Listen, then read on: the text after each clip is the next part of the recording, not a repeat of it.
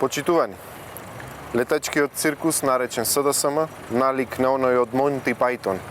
го парализираше денес Прилеп и тоа, замислете, ни помалку ни повеќе, само поради некакви градежни активности на улица Лесе Котески, која одамна требаше да биде завршена. Представници од најнеспособната влада, предводена од ДУИ и СДСМ,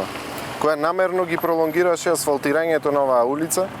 поради која блокада трпеа штета нашите сограѓани по своите возила и бизнисмените по своите бизниси, денес бомбастично дојде на сликање во нашиот град. Откако не им помина манипулацијата, револтот да го насочат кон локалната власт и откако Прилеп поради локалната власт предводена од ВМРО ДПМН намерно го кочат на секое поле,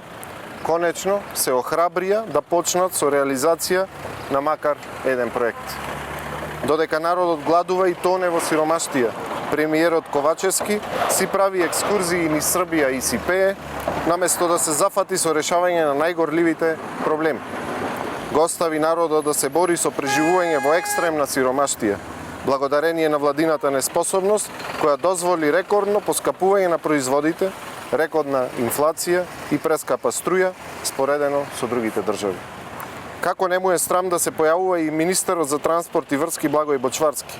кој освен што учествува во штетните договори за изградба на автопати, за кои граѓаните плаќаат милионски пенали, без при тоа да се реализира нивната изградба, ништо корисно не направи во неговиот мандат. За подсетување, Прилепчани имаа министер со граѓанин во овој ресор, несуден градоначалник кој поради својата посветеност на градот во улога на министер заврши со катастрофален пораз. Денес дошол и министерот за внатрешни работи Оливер Спасовски,